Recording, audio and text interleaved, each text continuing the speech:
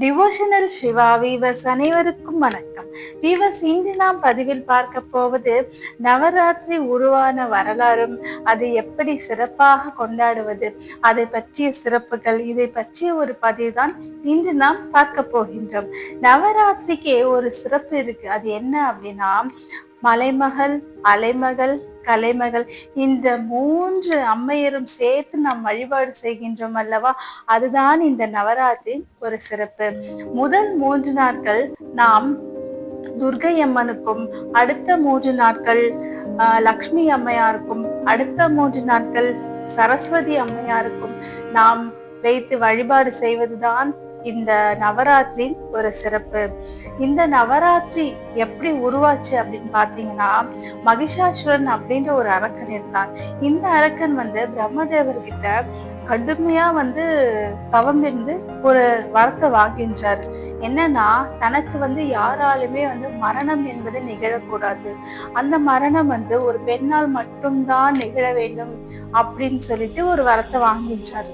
அதனால என்ன ஆகுது, சரி இது நீ நினைச்சது மாதிரியே உனக்கு அந்த வரத்தை நான் கொடுக்குறேன் அப்படின்னு பிரம்மதேவர் கொடுத்துடுறாரு. அதுக்கப்புறம் பாத்தீங்கன்னா, தன்னை ஒரு பெண்ணால வெல்ல முடியுமா? அது நடக்கவே நடக்காது. தன்னை யார் வெல்ல முடியும்? ஒரு சாதாரண பெண் தன்னை வீழ்த்த முடியுமா? அது கண்டிப்பா நடக்காதுன்னு சொல்லிட்டு அவர் ரொம்பவே கடுமையா, ரொம்ப தலைகணத்தோட, ஆணவத்தோட எல்லாரையும் கொடுமைப்படுத்திட்டு இருந்தாரு. தேவர்களா இருக்கட்டும், பொதுமக்களாக இருக்கட்டும், அனைவரையும் கொடுமைப்படுத்திட்டே இருந்தாரு. இவங்க எல்லாரும் என்ன பண்றாங்கன்னா, மகாவிஷ்ணு கிட்ட போயிட்டு, மகாவிஷ்ணு தானே காக்கும் கடவுள், அதனால மகாவிஷ்ணு கிட்ட போயிட்டு முறையிடுறாங்க. இறைவா, எங்களை காப்பாத்தி இந்த மாதிரி கொடுமை பண்றாரு அப்படின்னு சொல்லிட்டு.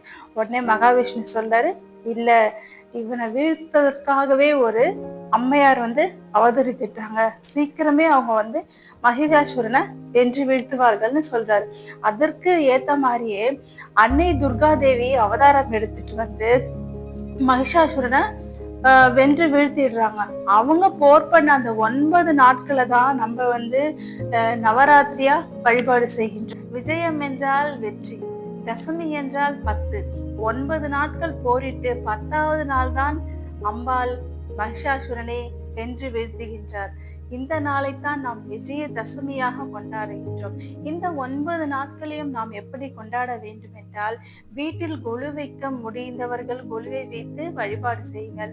உங்கள் வீடுகள் கொலு வைக்க வசதி இல்லை, சில வழிமுறைகளை கடைபிடிக்க முடியவில்லை அப்படின்னு சொல்றவங்க உங்க வீட்டுல உங்களுக்கு இஷ்ட தெய்வமாக இருக்கின்ற ஒரு அம்பாள் படத்துக்கு 9 நாட்களும் ஒரு மாலையை போட்டுட்டு 9 நாட்களும் சரி, நீங்கள் ஏதாவது ஒரு நைவேத்தியம், ஒரு நாள் சுண்டல் வைங்க, ஒரு நாள் கடலை பருப்பு வேக வச்சு அதை சுண்டல் மாதிரி செஞ்சு வைங்க, ஒரு நாள் பச்சை பயிறு வைங்க, ஒரு நாள் கொஞ்சமா பாயாசம் வைங்க, ஒரு நாள் சர்க்கரை பொங்கல் செய்யுங்க, இந்த மாதிரி ஒரு நாள் புளி சாதம் வைங்க, ஒரு நாள் லெமன் சாதம் வைங்க. ஸோ எல்லாமே ஒரு எளிமையான ஒரு பிரசாதங்கள் தான். ஒரு நாளும் ஒரு பிரசாதங்களை நீங்கள் அம்பாளுக்கு வச்சு வழிபாடு செய்யுங்க. உங்களால முடிஞ்சா யாருக்காவது வெளியே வரவங்களுக்கோ, அக்கம் பக்கத்து வீட்டாருக்கோ அந்த நீங்க செஞ்சிருக்கீங்க இல்லையா, அந்த பலகாரங்களை யாருக்காவது கொடுங்க. இந்த மாதிரி ஒரு முறையில நீங்கள் 9 நாட்களும் தொடர்ந்து செஞ்சுட்டே வந்தீங்க அப்படின்னா, கண்டிப்பா உங்க வாழ்க்கையில வெற்றி நிச்சயம். எப்பேற்பட்ட தடைகளா இருந்தாலும் சரி, அந்த தடைகளை எல்லாமே அம்பாள் தகர்த்து எறிந்து உங்களுக்கு வெற்றியை நிச்சயமாக தருவாள். ஆகையால் இந்த வருடத்தில் வருகின்ற நவராத்திரியை தவறவே விடாதீர்கள். நன்றி, வணக்கம்.